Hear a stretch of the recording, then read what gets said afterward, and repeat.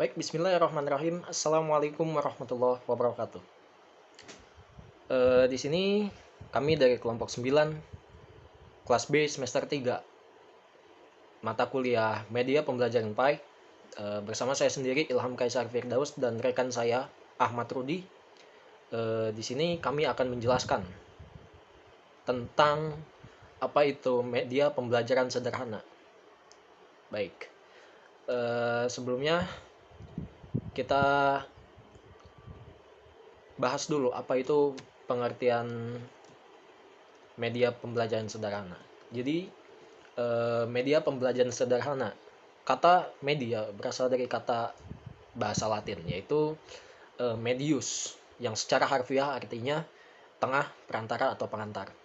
Nah, kemudian, menurut Jamaria, media adalah alat bantu apa saja yang dapat dijadikan sebagai penyalur pesan guna mencapai tujuan pembelajaran. Nah, di sini pembelajaran merupakan suatu usaha sadar seorang guru atau pengajar untuk membantu siswa atau anak didiknya agar mereka dapat belajar sesuai dengan kebutuhan dan minatnya.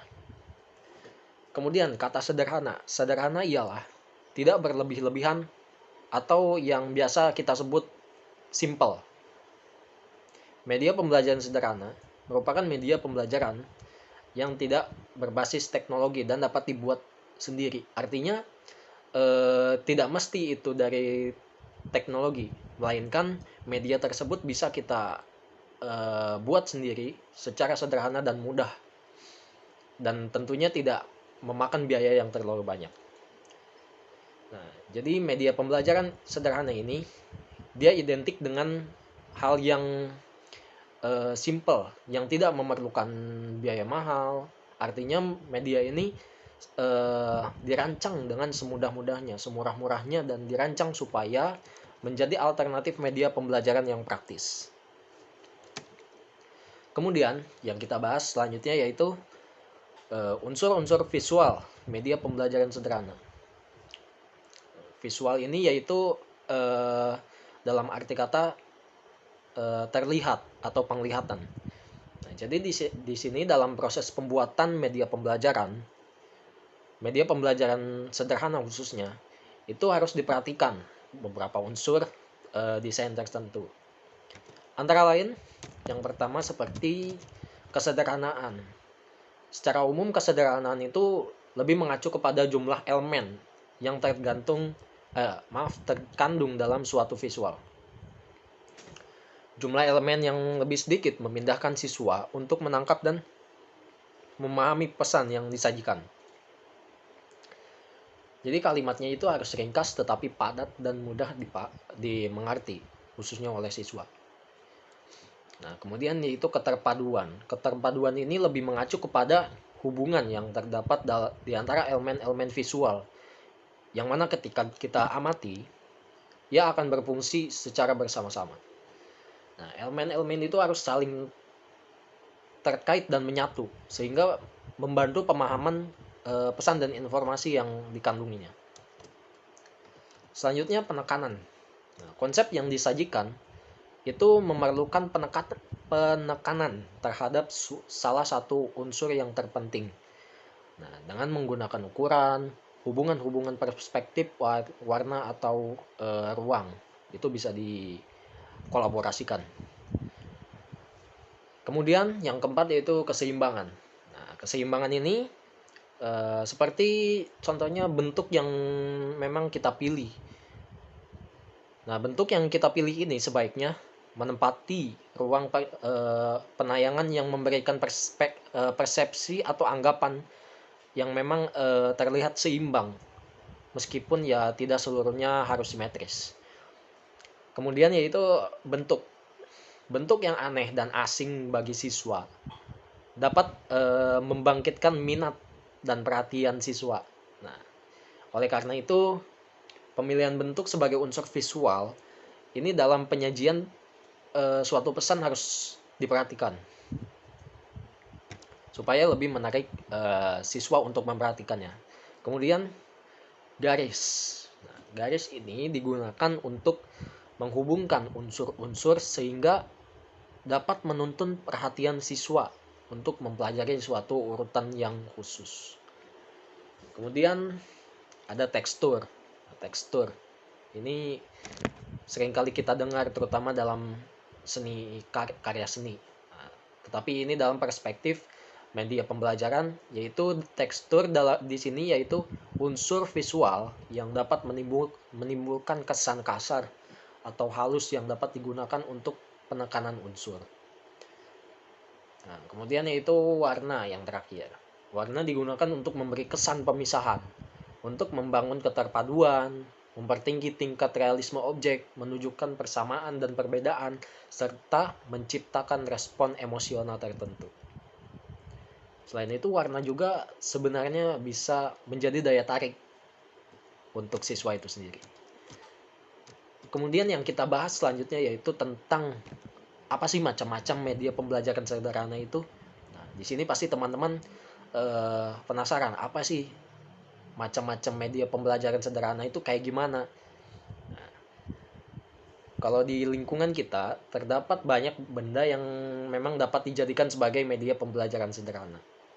Nah, tetapi dengan banyaknya benda ini, di samping itu kita juga memerlukan kreativitas. Kita sebagai pendidik, kita perlu kreativitas untuk mengubah benda tersebut menjadi media tertentu agar dapat membantu tercapainya tujuan pembelajaran. Ya.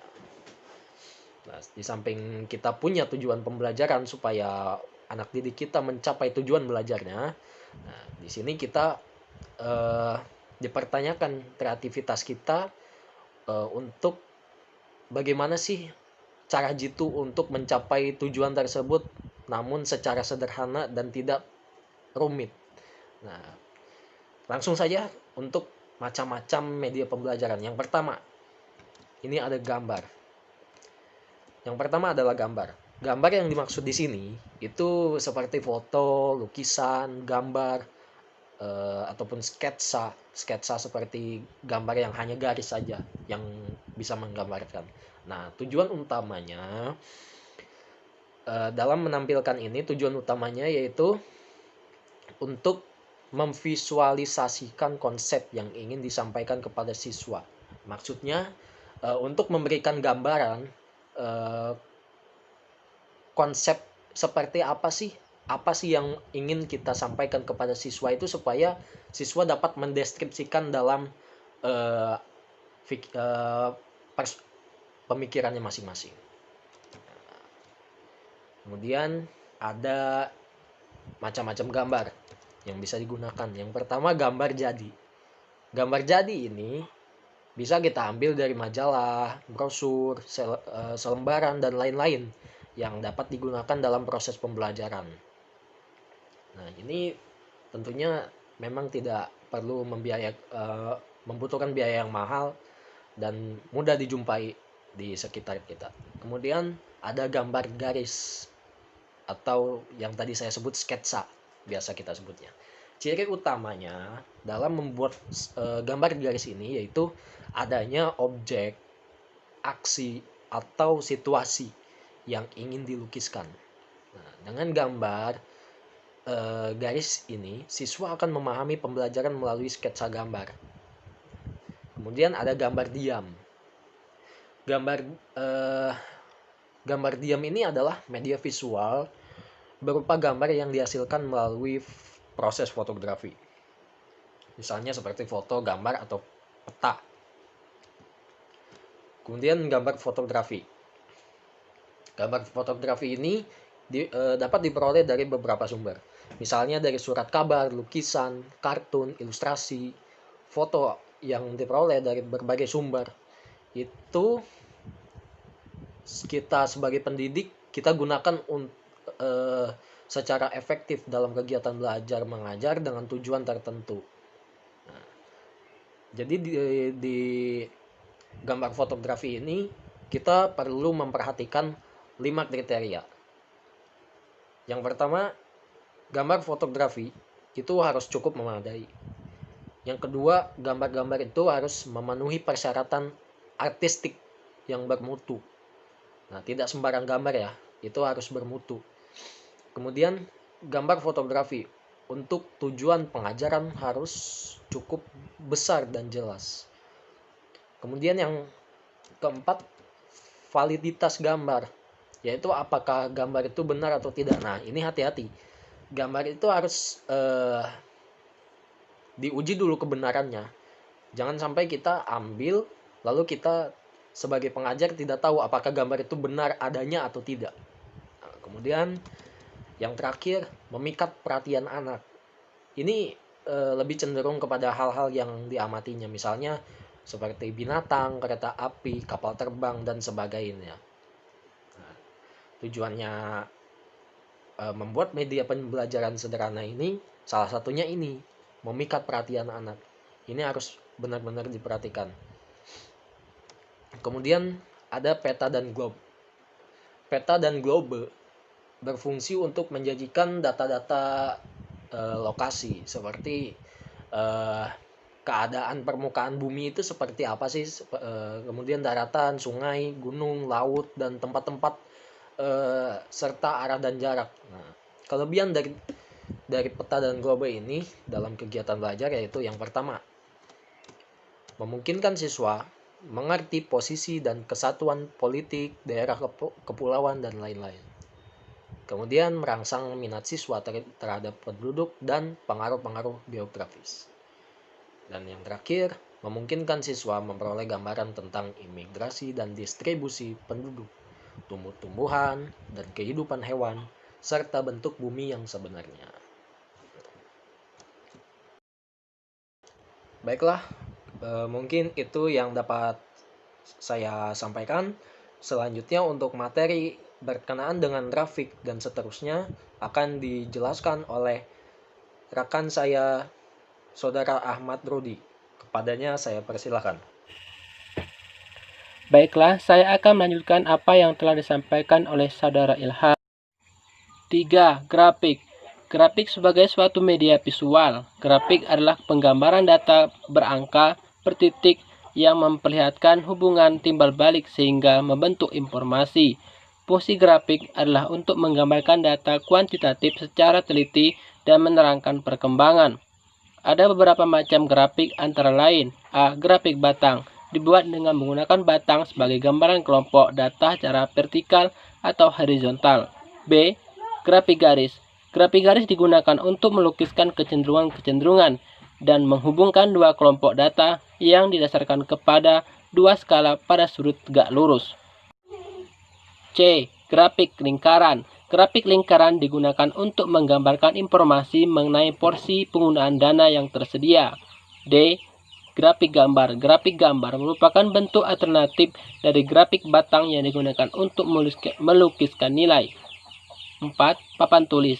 Papan tulis merupakan salah satu media penyajian untuk pembelajaran. 5. Papan panel. Papan panel merupakan media visual yang efektif untuk menyajikan pesan tertentu kepada sasaran tertentu pula. 6. Display.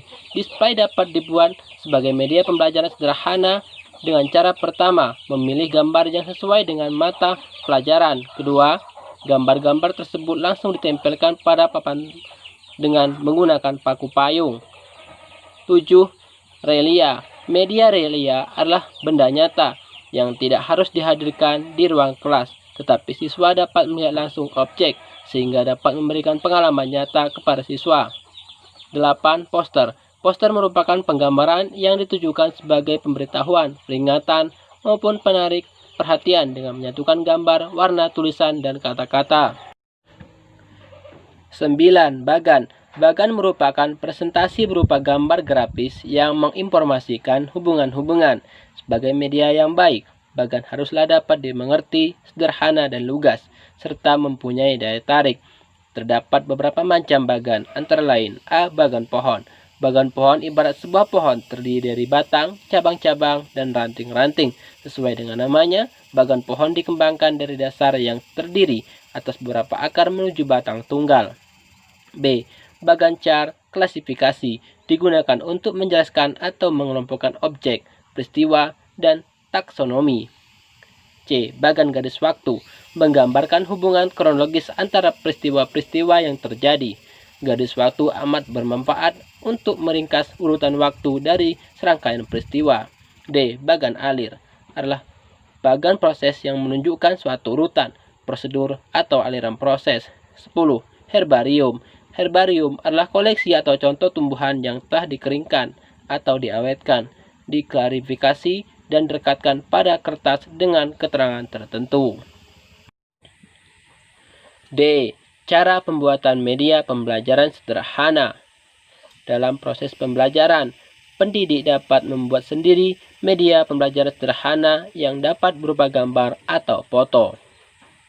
Media gambar sebagai bagian dari media pembelajaran sederhana sering digunakan karena dinilai ekonomis dan kepraktisan. Guru dapat membuat sendiri media gambar ini atau membeli.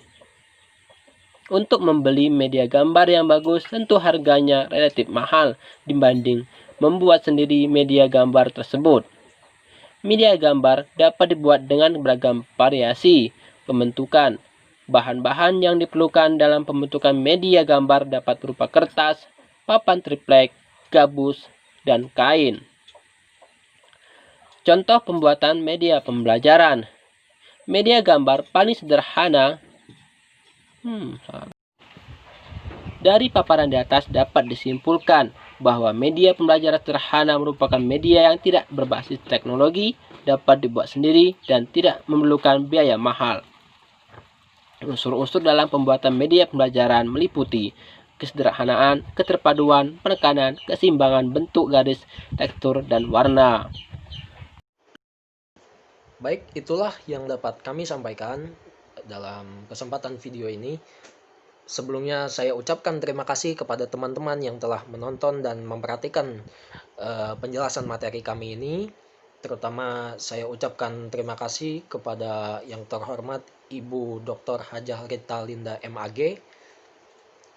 Atas kelebihan dan kekurangannya kami mohon maaf, dan kami memerlukan kritik dan saran. Silakan like, comment, and subscribe di bawah video ini. Terima kasih atas perhatiannya. Wassalamualaikum warahmatullahi wabarakatuh.